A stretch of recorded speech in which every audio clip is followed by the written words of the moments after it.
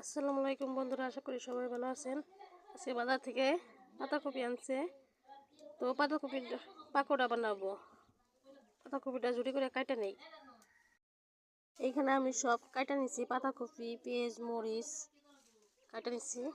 এগুলো মিক্সড করে বড়ার মতন বানাবো। এখানে হলুদ, মরিচ সব কিছু দিয়ে মাখানো হয়েছে। এতে তেলটা দিয়ে দিচ্ছি। রাত হয়ে গেছে দেখে বোঝা যাইতেছে না। বড়াটা দিয়ে দিলাম, বারবার হাত না খাই দেখে চামিচ দিয়ে দিলাম।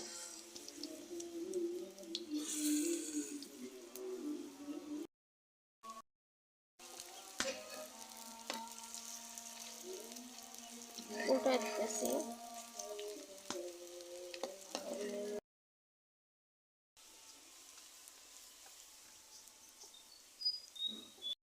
ওটা হয়ে গেছে।